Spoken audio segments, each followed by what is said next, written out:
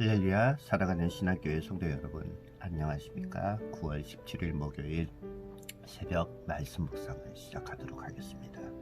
오늘 본문 말씀은 구약성경 창세기 46장 1절로 27절까지의 말씀을 중심으로 함께 하시는 하나님이라는 제목으로 함께 은혜 나누기를 원합니다. 오늘 창세기 46장 1절부터 27절까지의 말씀은 크게 세 단락으로 구분해 볼 수가 있습니다. 첫 번째 1절로 4절까지의 말씀은 야곱에게 계획을 주시는 하나님, 그리고 5절부터 7절까지는 애굽으로 떠나는 야곱의 가족들에 대한 묘사이고요. 마지막 8절부터 27절까지는 애굽으로 이주한 야곱 가족의 명단들이 등장하게 됩니다. 그래서 이 창세기 46장은 야곱과 그의 가족들이 약속의 땅 가나안을 떠나서 애굽으로 내려가는 과정을 보여주고 있습니다. 요셉이 살아있고 아버지와 온 집안을 애굽으로 초청했다는 기쁜 소식을 접한 야곱은 브엘세바에 가서 하나님께 희생 제사를 드리고 하나님의 말씀을 받고 애굽으로 내려갑니다. 야곱의 아들들은 이번이 벌써 세 번째 애굽 여행입니다. 이전 두 번의 여행은 단지 곡식을 사기 위한 여행이었지만 이번에는 애굽에 정착하기 위해서 떠나는 여행입니다.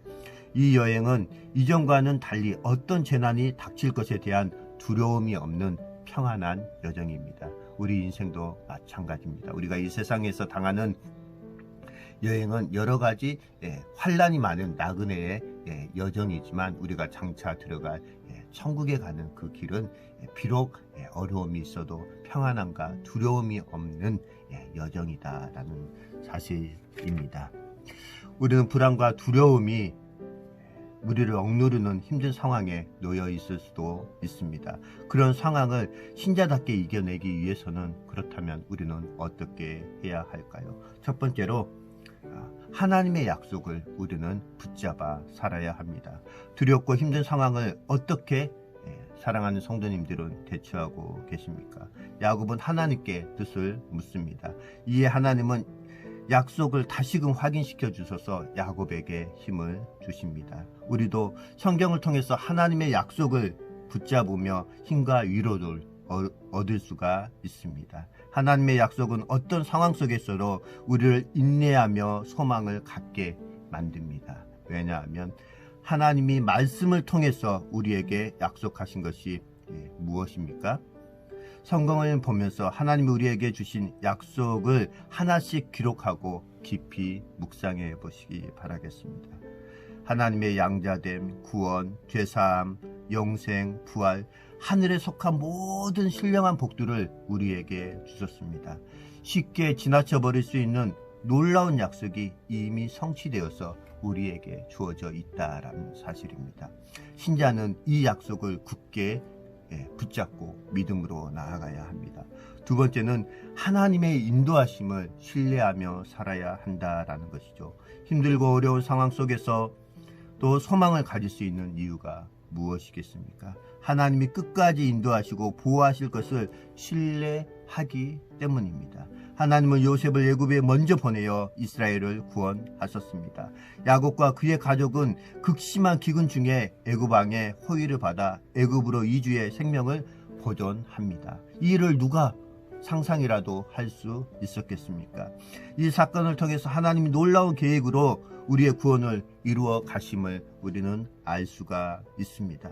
하나님은 인류를 구원하시기 위해서 그분의 아들을 십자가에 내어 주셨습니다. 그분의 아들까지 아끼지 아니하시고 우리를 구원의 길로 인도하심을 알기에 우리는 어떤 상황에서도 하나님을 신뢰할 수가 있습니다. 마지막 세 번째는 하나님의 일하심을 기대해야 합니다. 하나님은 약속을 주시고 그 약속을 그분의 능력으로 이루어 가시는 분이십니다. 하나님은 야곱에게 애굽에서 큰 민족을 이루게 하시겠다라고 약속하셨습니다. 그리고 애굽으로 이주한 70명을 통해서 큰 민족을 이뤄 애굽에서 나오게 하십니다. 그 내용이 출애굽기 1장 7절의 내용입니다. 이는 하나님이 그분의 능력으로 약속을 이루신 사실을 보여줍니다. 혹시 우리는 자신의 힘을 소망의 근거로 삼고 살아가고 있지는 않으십니까? 우리가 참된 소망을 가질 수 있는 이유는 하나님이 우리를 위해서 일하시기 때문입니다. 하나님이 우리 안에서 행하시기에 우리는 소원을 가지고 살아갈 수가 있습니다. 그래서 빌립보서 2장 13절 너희 속에 소원을 두고 행하신다라고 말씀하고 있습니다. 하나님은 이미 우리에게 놀라운 일을 행하셨고 앞으로도 계속해서 우리의 삶에서 일하실 것입니다. 언제나 하나님의 말씀 안에서 하나님의 인도하심을 신뢰하고 하나님의 역사하심을 기대하며 살아가는 저와 신안의 성도님들 되시길 바라겠습니다.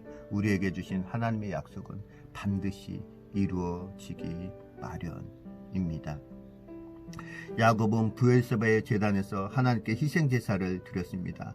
요셉을 만나리라는 소망으로 모든 소유를 꾸려 애굽으로 갈 준비를 마쳤지만 약속의 땅을 두고 애굽으로 내려가는 일이 언약의 후사로서 합당한 일인지 하나님께 확인하고 싶었을 마음도 있습니다. 우리도 무슨 일을 계획하고 실행할 때 내 뜻대로가 아니라 하나님의 뜻을 묻고 나아가야 하는 줄 믿습니다. 그리고 야곱 가족의 이름이 오늘 본문에 한 명씩 거론이 되는 것을 보게 됩니다. 이들 70명은 모두 가나안으로 돌아오지 못하고 약속을 붙들고 살다가 죽을 것이었습니다. 다만 그들의 사명은 애굽에서 번성하면서 그들의 후손에게 여호와의 신앙을 전하는 것이었습니다. 지금 우리도 도도히 흐르는 하나님의 구원 역사에서 한 부분을 감당하며 살고 있습니다.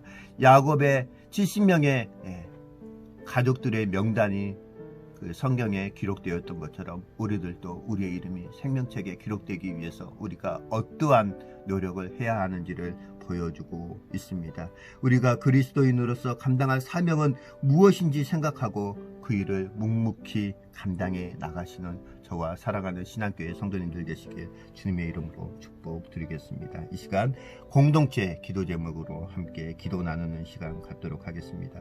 하나님, 우리의 생각대로 살지 않고 날마다 주님의 뜻을 묻고 그 뜻에 순종하며 살아가게 해달라고. 그 다음에 우리 119 기도운동과 후임 담임목사 창빙 절차를 위해서 또 우리 신앙교회 여러 교우들의 건강을 위해서 이 시간 함께 기도하시겠습니다. 기도하겠습니다.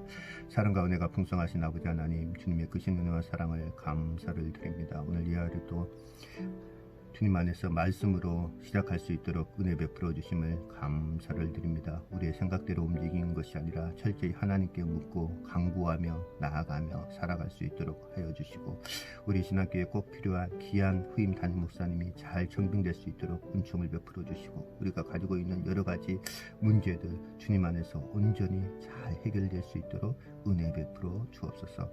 거룩하신 예수님의 이름으로 감사하며 기도드립니다. 아멘.